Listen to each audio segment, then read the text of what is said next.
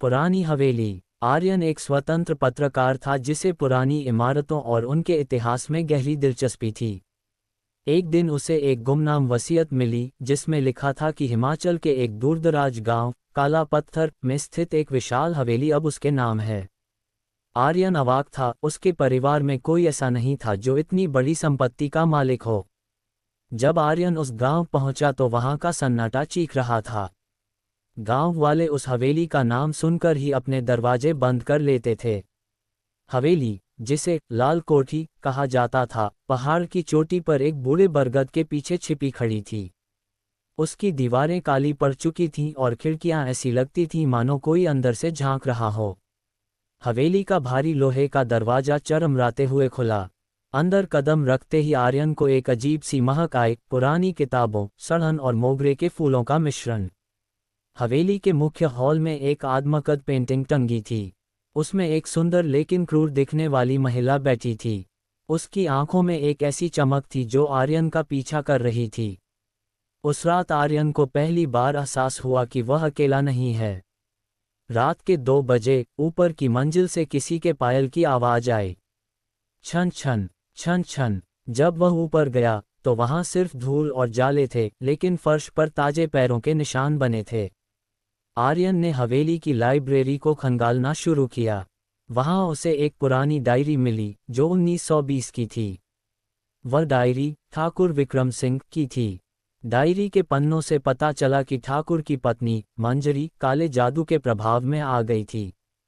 वह अपनी खूबसूरती को बरकरार रखने के लिए गांव की युवतियों की बलि चढ़ाती थी। जब गांव वालों को पता चला तो उन्होंने हवेली को बाहर से बंद करके आग लगा दी। मंजरी उस आग में जल मरी, लेकिन मरते समय उसने श्राप दिया था, जब तक इस हवेली की दीवारों में मेरा खून रहेगा कोई यहाँ जीवित नहीं बचेगा।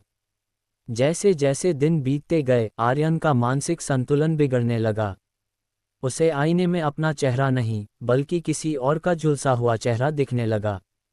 एक रात उसने देखा कि दीवारें सचमुच खून उगल रही हैं। हवेली के कमरों से रोने और गिड़गिड़ाने की आवाजें आने लगीं। उसका दोस्त समीर, जो एक पैरानॉर्मल एक्सपर्ट था, आर्यन की मदद के लिए पहुंचा। समीर ने अपने उपकरणों से जांच की और हैरान रह गया। आर्यन, यहाँ की ऊर्जा नकारात्मक नहीं है, ये हिंसक है। ये हवेली एक जाल है। अमावस्या की रात को हवेली का असली रूप सामने आया। मंजरी की आत्मा ने समीर पर हमला कर दिया। हवेली के दरवाजे अपने आप बंद हो गए। आर्यन को समझ आ गया कि उसे इस श्राप को खत्म करने के लिए उस पेंटिंग और उस डायरी को नष्ट करना होगा जो मंजरी की आत्मा का केंद्र थे। आर्यन ने मशाल जलाए। मंजरी की रूह ने उसे रोकने की कोशिश की। हवा में चीजें उड़ने लगीं, खिड़कियों के कांच टूटने लगे। चीखें इतनी तेज थीं कि कान के पर्दे फट जाएं। जैसे ही आर्यन ने पेंटिंग में आग लगाई, पूरी हवेली कांपने लगी। सुबह जब सूरज की पहली किरण पड़ी तो लाल कोठी का अस्तित्व मिट चुका था। वहां सिर्फ मलबे का ढेर था। आर्यन और समीर घायल अवस्था में बाहर निकल आए। गांव वालों ने देखा कि वह बरगद का पेड़, जो सालों से सूखा था, अचानक गिर गया था। हवेली का रहस्य दफन हो गया था, लेकिन आर्यन के हाथ पर अब भी एक अजीब सा जलने का निशान था, बिल्कुल वैसा ही जैसा मंजरी की पेंटिंग में उसके हाथ पर था। क्या वह वाकई मुक्त हुआ था या खेल अभी शुरू हुआ था?